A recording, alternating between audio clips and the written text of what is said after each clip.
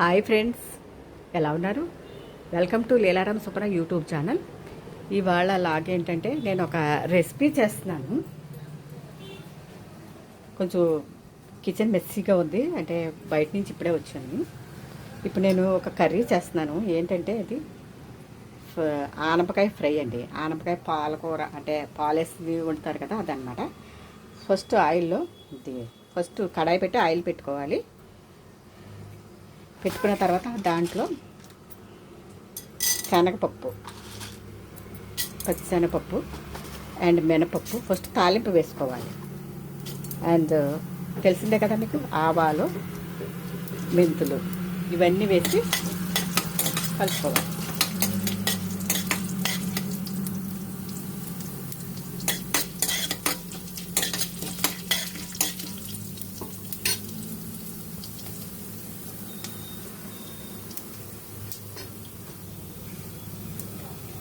ఇవి 1 minute fry అవ్వాలండి. ఇప్పుడు ఎండుమిరగాయలు, ఎల్లుల్లిపాయ, ఎండుమిర్చి అండ్ కరివేపాకు వేసి ఈ ఎండుమిర్చి వేగే వరకు 1 సెకండ్ అలా ఉంచాలి. దీంట్లో ఇప్పుడు ఈ మనం ముందే ఫ్రై చేసుకున్న ఇవనండి, ముందు ఫ్రై చేసి పెట్టుకున్న ఆనపకాయ ముక్కలు మనం కుక్కర్లో వేసి బాయిల్ చేసుకోవాలండి. 3 విజిల్స్ వచ్చే వరకు బాయిల్ చేసుకోవాలి. ఆనపకాయ సొరకాయ అంటారు కదా, సొరకాయ ముక్కలు అన్నమాట.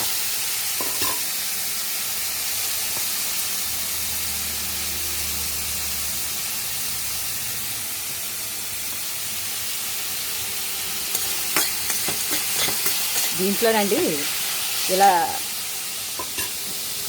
బాగా మగ్గాలన్నమాట. మగ్గిన తర్వాత ఇందులో పాలు వేసుకుని వరిపిండి వేసుకోవాలండి.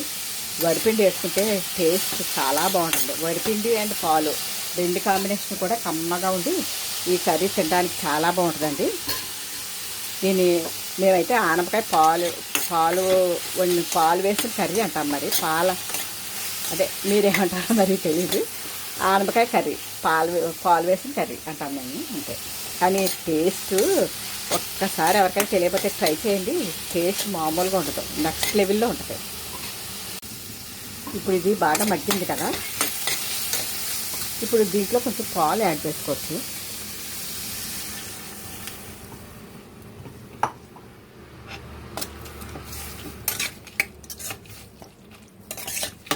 పాలలో 5 మినిట్స్ ఇదేంటంటే బాయిల్ అవుతే టేస్ట్ బాగుంటుందండి.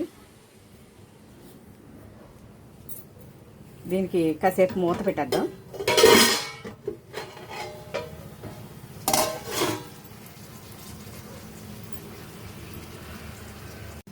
ఇప్పుడు మూత తీద్దాం ఫ్రెండ్స్. పాలు వేసాం కదా, ఇప్పుడు పాలలో కొంచెంసేపు ఉడికింది ఆనపకాయ. ఇప్పుడు దీంట్లో కొంచెం పసుపు వేద్దాం, టర్మరిక్ పౌడర్ వేద్దాం.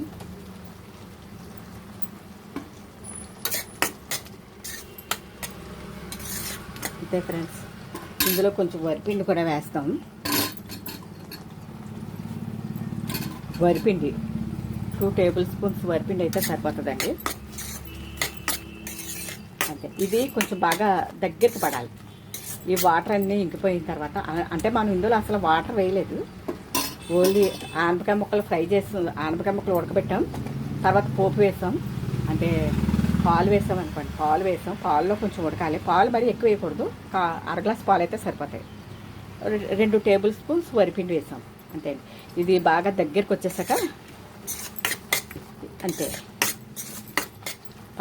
అదే ఆనపకాయ పాలు వేసిన కర్రీ టేస్ట్ మామూలుగా ఉండదండి. మా ఇంట్లో ఇది ఫేవరెట్ డిష్. ఒక్కసారి మీరు ట్రై చేయండి ఫ్రెండ్స్.